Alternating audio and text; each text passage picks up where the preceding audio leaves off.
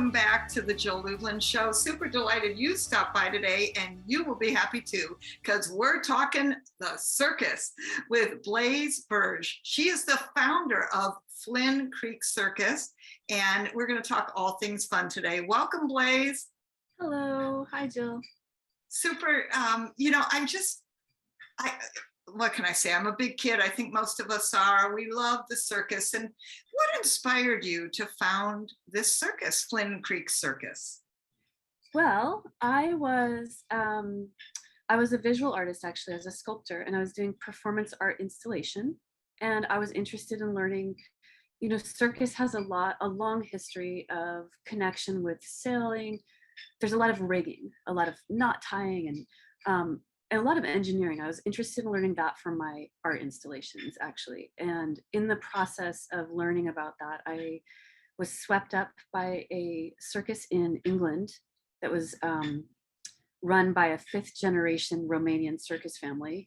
And I did an apprenticeship there, and I just fell in love, and that's what I've been doing ever since. Wow, I love that. And I know that you're currently setting up for your Petaluma location and the wonderful circus coming right up. So I just want to encourage all of you, go see the Flynn Creek Circus, just saying. And can I just, since we're, close to performance time, do me a favor, let them know the website where they can go check it out? Sure, it's that easy. It's flynnCreekCircus.com. Beautiful, thank you. So yeah, you got excited about the circus when you were actually working on something else.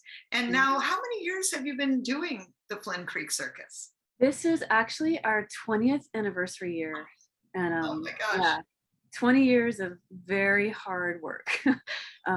And in this year, we finally got to design our own big top tent, and finally got it here. So it's kind of a big deal for us. It's a beautiful red and white tent, very quaint European style. Yeah, we're 20 years in the making. Well, happy 20th anniversary, number one. I mean, that's, what I think people don't see, Blaze, is all, you said it, the hard work behind the scenes. Tell us about that a little bit. What is the work behind the circus?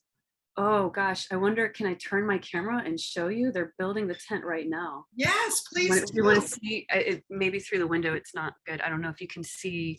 Oh, right, of course, everyone stopped, right? Right. But they're out there with sledgehammers, hammering in the stakes. We're getting ready to erect these 2 massive poles which hold the canvas of the tent up. Our crew is very co-ed. Everybody does everything. Everybody out there is an artist, a performer.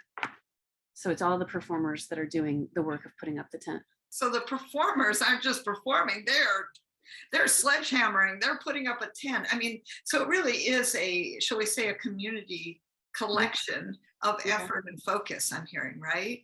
Yeah, very much. Very much. How does that affect the performances and the closeness of all of your crew?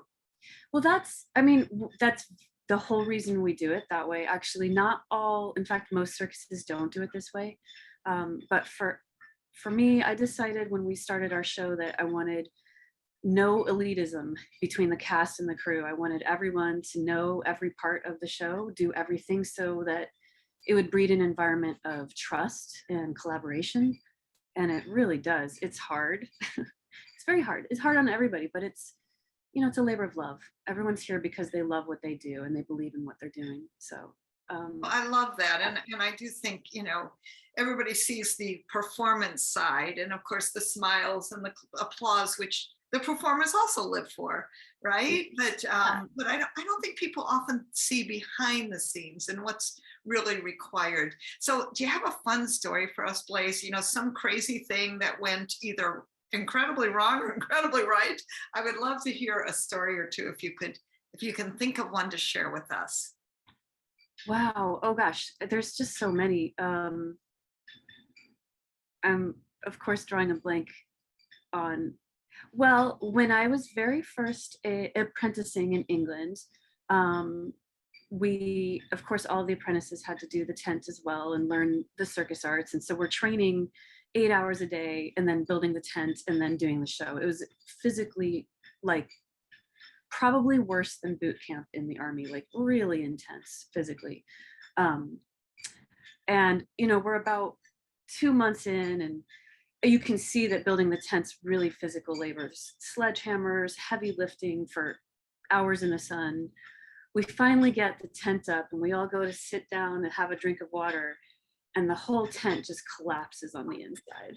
Oh, And it just was a flying saucer. It was just like the poles were still up, but the middle of the tent was in the middle. All of the ground was too soft and the stakes had pulled out.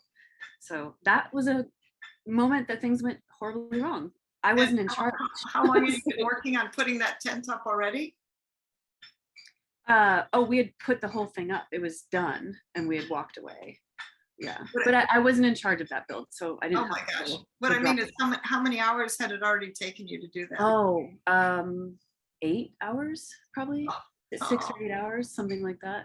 Yeah. Anyway, things like that happen. Yeah, it's the circus. So tell me something fun or just that's touched your heart in all the years of performing and doing this. 20 years, that's a long time. Congratulations, number one. I know it's no small task to keep a circus going for that long on probably a shoestring budget, if I were to guess, right? Yeah, we've built this show just one piece at a time on artist salaries. So, which, it's a livable wage if you're a circus performer and you're working regularly, but it's not.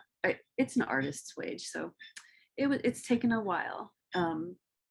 Something that really touched me, we were doing a show in Eindhoven, in the Netherlands, and it was a Christmas show, and it was a very fancy show with all the best acts of Europe. It was very all to do. But the directors of the show wanted to do a charity show, which we could choose to do or not, which we did choose to do.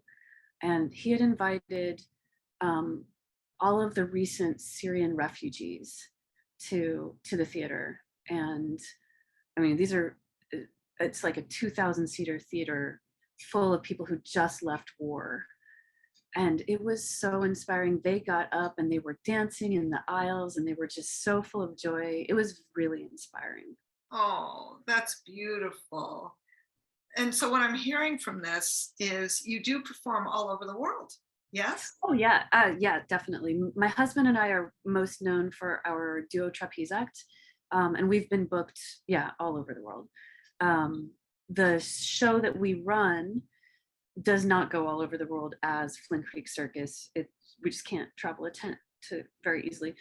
We do California, Oregon, and Colorado is our main route. Oh, how fun. What's your favorite country that you've performed in? Oh, wow. Well, that's hard. We've been to Mongolia, China, Russia, Fiji. I really enjoyed India. It was very different. It was beautiful and chaotic. Yeah, I think India was the most different. Wow. Well, what a wonderful cultural, the kind of cross-cultural. The one thing that's fabulous about circus is that you're never speaking, right? In other words, it does cross cultures. Is that true? Oh yeah. I mean, our cast is all international. Yeah, there's definitely a cultural blend for sure. Yeah. I love that. And then of course, how's the language in terms of each actors, all of the performers, speaking to each other? How is that? Well, it's very fortunate to be a native English speaker because that does seem to be the language that everybody, most people know a little bit of English, and that helps a lot. I do speak a couple other languages, barely. I'm not great.